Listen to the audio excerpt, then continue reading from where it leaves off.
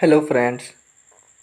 पिछली वीडियो में हम लोगों ने सेंट्रोइड, ऑर्थोसेंटर, सरकमसेंटर और इन सेंटर के बारे में अच्छे से पढ़ लिए थे, अच्छे से देख लिए थे। तो सेंट्रोइड को हम लोग केंद्रक या गुरुत्व केंद्र कहते हैं, ऑर्थोसेंटर लंब केंद्र कहते हैं, सरकमसेंटर परिकेंद्र कहलाता है और इन सेंटर को अंतः केंद्र कहते हैं। इन सारी चीज़ों को देखने के लिए आप लोग पिछली वीडियो को देख सकते हैं और जो चैनल में नए आए हैं वह चैनल को सब्सक्राइब कर लें ताकि उनको भी आने वाले वीडियो के अपडेट्स और नोटिफिकेशंस मिलते रहें और उनको भी ऐसे ही जानकारियाँ मिलती रहें।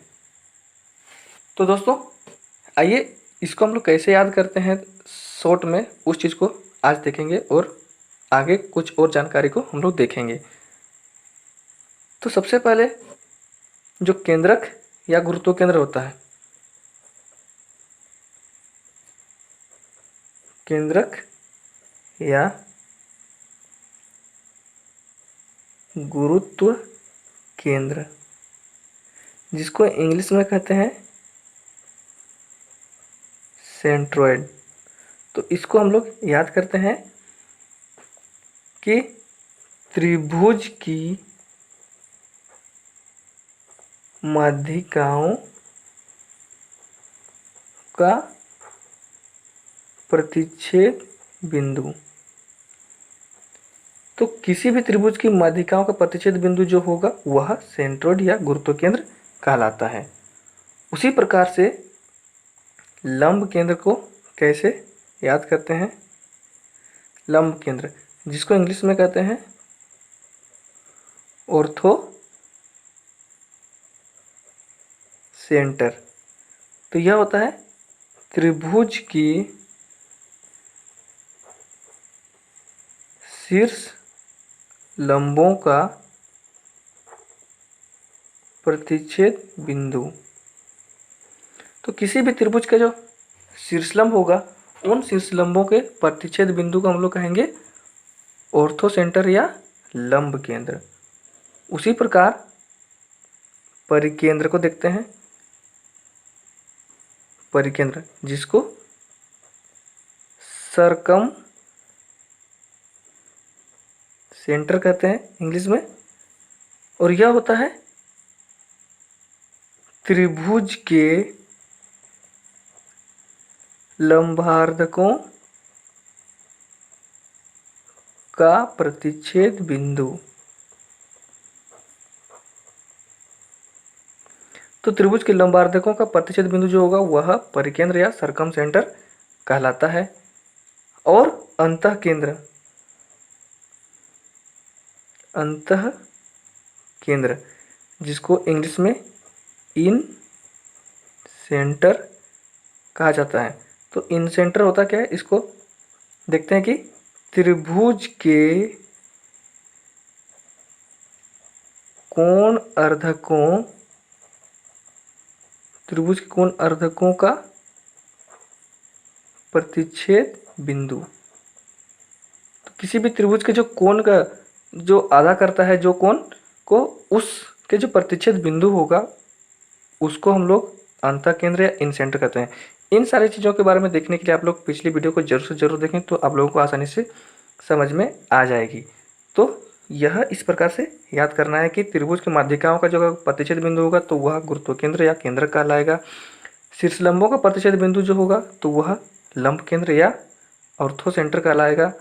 और त्रिभुज के लंबार्धकों का अगर प्रतिच्छेद बिंदु होता है तो वह परिकेंद्र या सरकम सेंटर उसको कहते हैं या वह कहलाता है। और साथ ही साथ त्रिभुज के अगर कोण अर्धकों का प्रतिच्छेद बिंदु जो होगा वह अंतः केंद्र या इन सेंटर कहलाएगा। तो ये जो चारों हैं बहुत ज़्यादा इम्पोर्टेंट है, तो इसको भी अच्छे से समझना है और देखना है। दोस्तों हम लोग आज इम्पोर्टेंट चीज़ों को देखते हैं, उसको अच्छे से समझते हैं। तो चलिए इम्पोर्टेंट जो है उसको भी देखते हैं।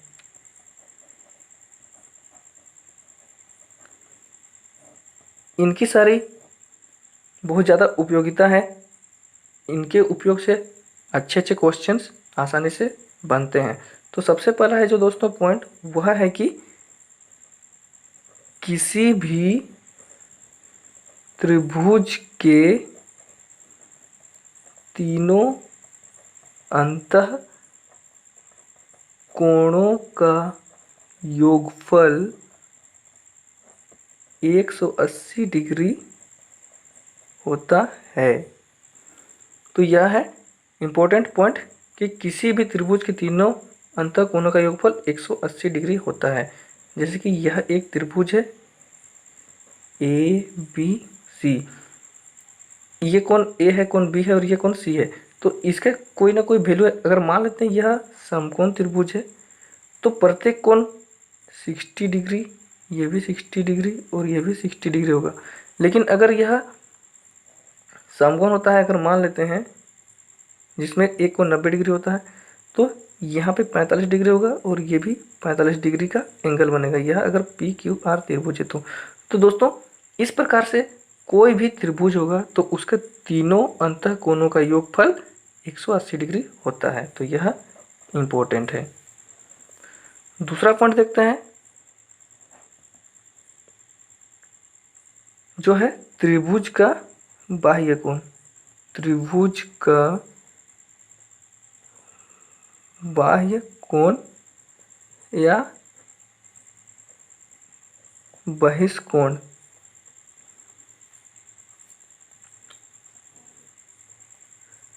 तो इसको भी समझते हैं। यदि किसी त्रिभुज की एक भुजा बढ़ाई जाए तो इस प्रकार बना बाह्य कोण सम्मुख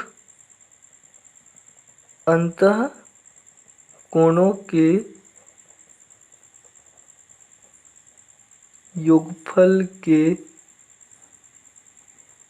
बराबर होता है। तो आइए इसको समझते हैं कि त्रिभुज का जो बाह्यकोण होता है या बहिष्कोण वह क्या होता है। कि यदि किसी त्रिभुज की एक भुजा को बढ़ाते हैं तो इस प्रकार से जो बाह्यकोण बनता है वह सम्मुख अंतःकोणों को योगफल के बराबर होता है। तो इसको देखते हैं।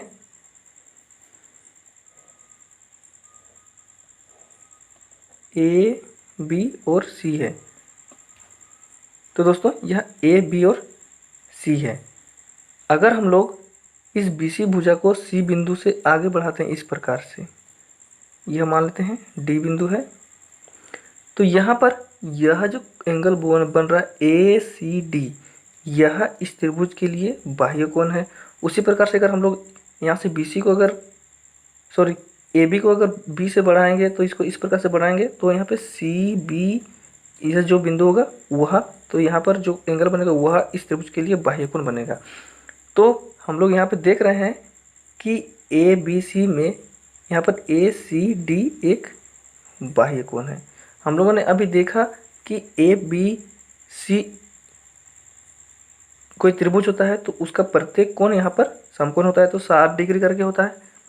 तो यहाँ पर भी अगर हम लोग मान लेते हैं कि यह एक समकोण त्रिभुज है तो यहाँ पे 60 डिग्री होगा, यहाँ भी 60 डिग्री होगा और यहाँ भी 60 डिग्री होगा। और दोस्तों हम लोग ये भी जानते हैं कि एक सरल रेखा में 180 डिग्री का रेखीय युग्म बनता है। तो हम लोग ये भी समझते हैं और ये सारी चीज़ों को भी हम लोगों ने पिछले वीडियोस में देख चुके हैं। तो आप लोग वहाँ से भी जा करके देख सकते हैं और समझ सकते हैं कि रेखीय युग्म जब बनता है तो दोनों कोण मिला करके 180 डिग्री बनता है। तो अगर जब हम लोग C बिंदु से देखते हैं, यह एक AC है और कोण यहाँ पे बन रहा है ACB और ACD, तो ये जो दोनों मिल करके हमारे 180 डिग्री बनेंगे। तो जब यहाँ पे 60 डिग्री यह एंगल पता है तो हम लोगों को यह कितना हो जाएगा, 120 डिग्री होगा। क्यों होगा? क्योंकि हम लोग जानते हैं कि रेखीय युग्म 180 डिग्री का होता है। तो इस प्रकार से जानेंगे कि यह जो कोण ACD होगा वह 120 डिग्री होगा। तो यहाँ पर यह कह रहा है कि दो सम्मुख अंतःकोणों के योगफल के बराबर होता है। तो दोस्तों इसका जो ACD का सम्मुख अंतःकोण है वह कौन है? ये BAC और एक है ABC। ये जो दोनों इसके सम्मुख अंतःकोण है, तो इन दोनों का योगफल हम लोग यहाँ पे देख रहे हैं, समझ रहे हैं कि यह 60 और ये 60 है, तो दोनों मिला करके 120 डिग्री हो रहा है। तो यह इन दोनों के योगफल के बराबर होता है। तो यह समबाहु त्रिभुज के अलावा सभी और भी त्रिभुजों में यह इम्पोर्टेंट पॉइंट काम करता है। तो इसको भी समझना है कि त्रिभुज का बाह्य कोण सम्मुख अंतःकोणों के योग के बराबर होता है। अब तीसरा पॉइंट है दोस्तों, वह है कि चतुर्भुज के चारों कोणों का योगफल 360 डिग्री होता है।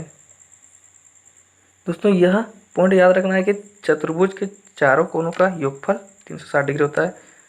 जैसे यह एक चतुर्भुज है ए बी सी और डी, तो इसका जो एंगल होगा, यहाँ पर जो एंगल बनेगा, यहाँ एंगल जो बनेगा, यहाँ पर एंगल और यहाँ पर जो एंगल बनेगा, वह सबों का योगफल होगा 360 डिग्री। तो इसको यहाँ पर ध्यान रखना है। तो इसी को हम लोग अगला पॉइंट में समझते हैं। चौथा पॉइंट जो है वह है कि एन भुजा वाले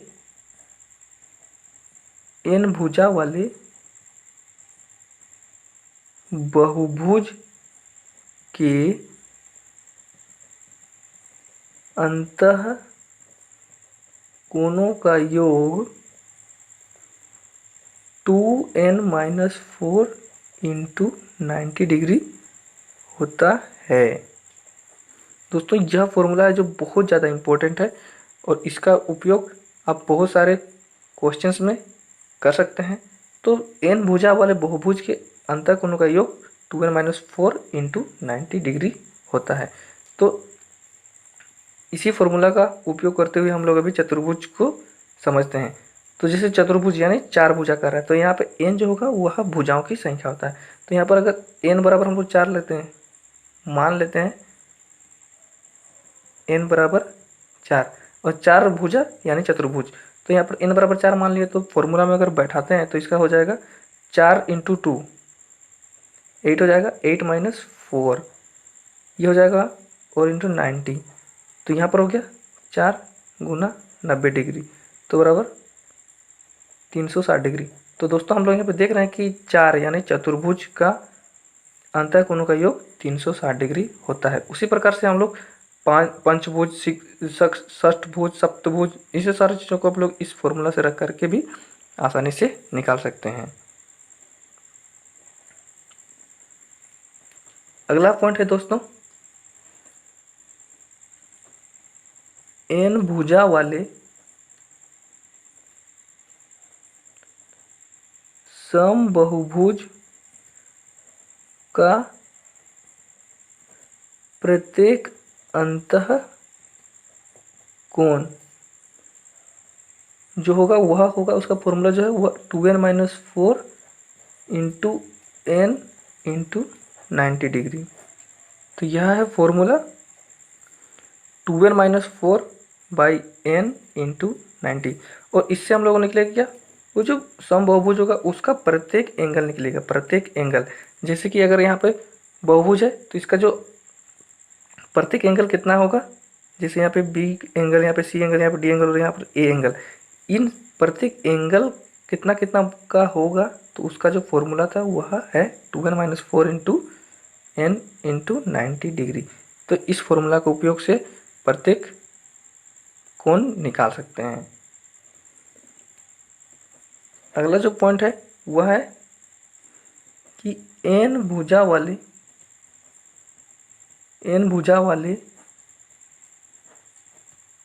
किसी समबहुभुज का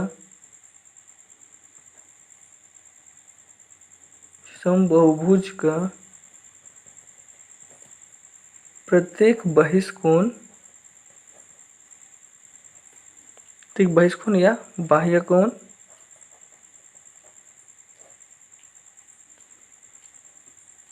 4/n इंटू 90 डिग्री होता है। दोस्तों अगर कोई भी बहुभुज है, समबाहुभुज, तो उसका अगर बाह्य कोण निकालने के लिए कहेगा तो उसके लिए जो फॉर्मूला होगा वह 4n - 90 डिग्री होगा। जैसे कि यहाँ पर बाह्य कोण निकालने के लिए अगर इसको बढ़ा देते हैं b से, तो यहाँ पर जो बाह्य कोण बनेगा उसी प्रकार से यहाँ पर भी बाह्य कोण बनेगा, यहाँ भी बाह्य कोण और यहाँ पर भी बाह्य कोण। तो वह जो प्रत्येक बाह्य कोण होगा उसके लिए फॉर्मूला है 4/n × 90 डिग्री। अगला पॉइंट है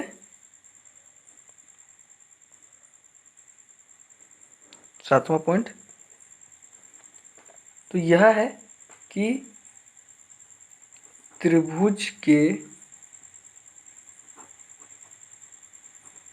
किन्हीं दो भुजाओं का योग तीसरी भुजा से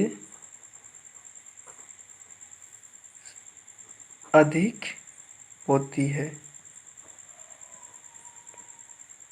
तो यहाँ पर त्रिभुज की किन्हीं दो भुजाओं का योग तीसरी भुजा से अधिक होती है। तो इसको समझते हैं।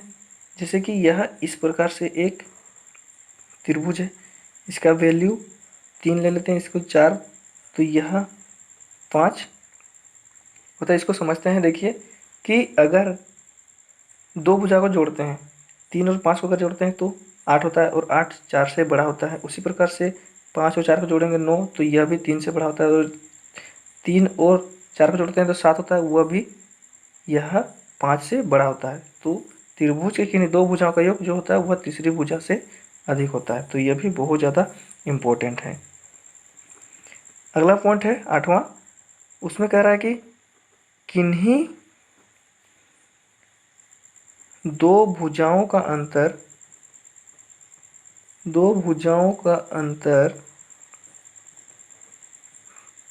तीसरी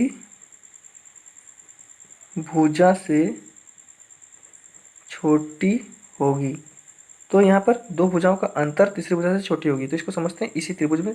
तो अगर हम लोग दो भुजा 3 और 4 को लेते हैं और इसका अंतर करते हैं तो 1 होता है इन दोनों का अंतर, और यह 5वां से, ये जो 5 नंबर का जो भुजा है उससे कम होता है। यह ए बी और सी त्रिभुज है। उसी प्रकार से 5 और 4 में भी लेते हैं तो यह भी अंतर 1 दिखने मिल रहा है और यह भी 3 से छोटा है। उसी प्रकार से 3 और 5 में यह 2 है इसका अंतर, और यह भी 4 से छोटा है। तो यह है कि किन्हीं दो भुजाओं का अंतर तीसरी भुजा से छोटी होगी। अब अगला पॉइंट है दोस्तों जो है 9th नंबर का, और यह बहुत ज़्यादा इम्पोर्टेंट है कि त्रिभुज में किन्हीं दो भुजाओं के मध्य बिंदुओं को मिलाने से बनी सरल रेखा